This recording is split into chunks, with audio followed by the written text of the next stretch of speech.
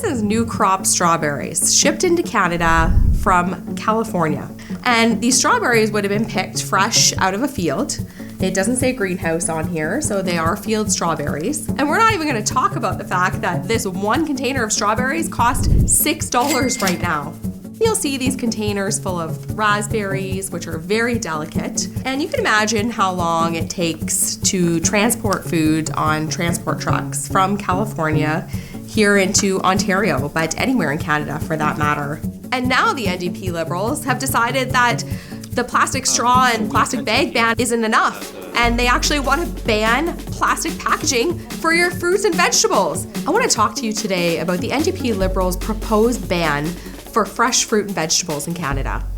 So let me take you back to how this all started. The federal ban on single-use plastics will include bags and takeout boxes, as well as straws, cutlery, stir sticks, and those six-pack rings that hold cans and bottles. Justin Trudeau and the NDP-Liberals decided that they needed to ban plastic bags and plastic straws in Canada, and decided that everything had to be compostable.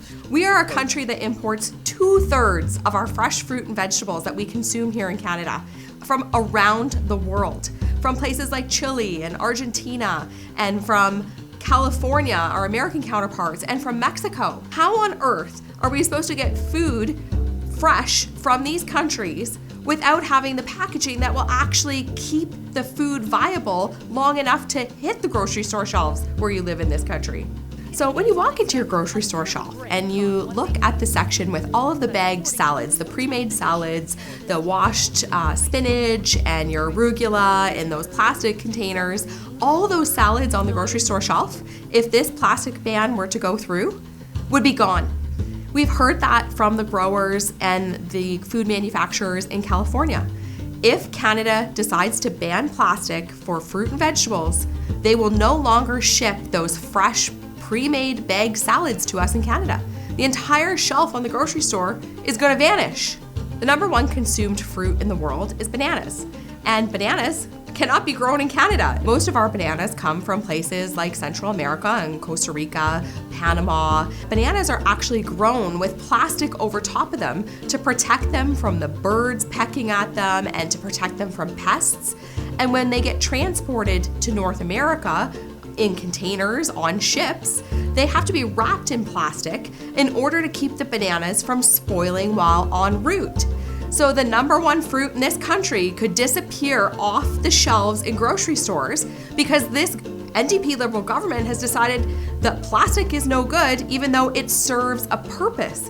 90% of what plastic packaging does for fruits and vegetables is done before it ever hits the grocery store shelves. And most consumers don't see what it does to keep the integrity of the fresh fruit and vegetables so that it can be fresh on the store shelves for when you come to the grocery store to buy it.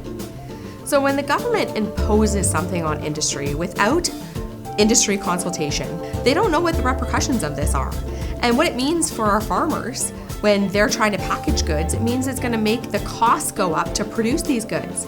On a global scale, there is no alternative to plastic packaging at this point in time. Part of the innovation that industry's been doing over the last number of years is research into finding out how we can package things to make sure that there's no off gases to extend the shelf life, keep the quality for consumers, and also use as little packaging as possible. So at the end of the day, if there was a viable alternative, industry would be using it.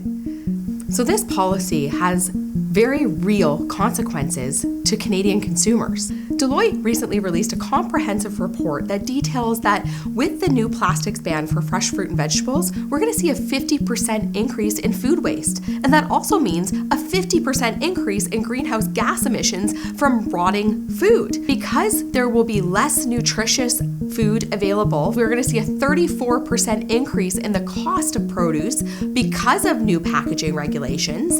It means that Canadians are going to eat less healthy foods. The impact of Canadians not being able to afford nutritious food is going to cost our healthcare system $1 billion per year. Another unintended consequence of the plastics ban is that plastic packaging versus paper packaging. And I recently spoke with Murray at BC Fresh, and he showed me what 46,000 plastic bags looks like on pallets versus 46,000 paper bags that would hold the same product. 7,000 bags. 57,000 plastic bags fit on this small pallet here. What would it take to replace a plastic bag with paper bags, Murray?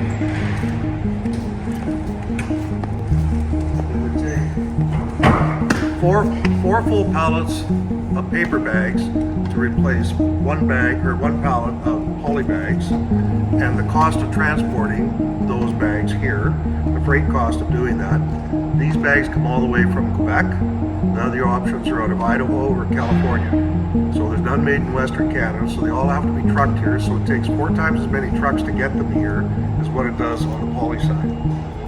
So not only that, but the room it takes. So if you take a look here, and you look at how much room is taken up from the storage of all the different private label bags that we pack for all the various companies that we're dealing with, we would have to build an entire 30% more onto our warehouse just to store and carry the inventory that we need in paper bags. Plastic weighs a lot less than paper. Plastic bags take up way less room on trucks than paper bags. It's almost 3 to 1. Not only is there a cost factor in more trucks being on the road to transport paper products versus the amount of plastic products that you can put in trucks, you're talking extra costs for fuel.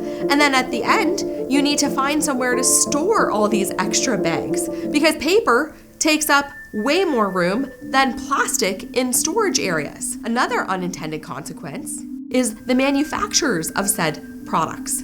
They now have to come up with more storage sites if they're producing more paper products. See, farmers, they have to buy their products, their bags and their cardboard boxes months in advance to make sure that they have enough product on hand for when they start harvesting in the summer months. We do not have manufacturing in every province to manufacture the bags and the cardboard and the packaging necessary to go across Canada. We have to actually ship it from one side of the country to the other because there is no manufacturing in certain provinces. So the hypocrisy of this entire proposal for the plastics ban is that they're actually going to increase greenhouse gas emissions. There'll be more trucks on the road having to truck packaging because it takes up more space when it's cardboard. We're gonna see the increase of the price for consumers at the grocery store. This is exactly what you would expect from these NDP Liberals. We see an increase in drug crimes thanks to their wacko drug policies. We see an increase in crime on the streets thanks to their catch and release bail policies. And now we see the hypocrisy of a plastics ban for our fresh fruit and vegetables that's gonna do nothing to actually help the environment. It's gonna do the opposite. At the end of the day, there are a million other things that we need to focus on as a country and as a government. And banning plastic containers for your fresh fruit and banning plastic straws by making us use these paper straws is not one of the things this government needs to focus on. We as common sense conservatives will undo this damage. Our farmers can once again repatriate production of food to this country using the best environmental stewardship on planet Earth and use those resources to lift the world out of poverty in the most environmentally friendly way that could possibly be imagined. We are the best. Our workers are the best. Our inventors are the best. Our businesses are the best. If we could get the government out of the way, then we could have the best. We will have that, and we will do it not because of big, powerful government dictating from on high. We will do it by the great Canadian people standing on their own 2 feet, the common sense of the common people, united for our common home. Your home, my home, our home.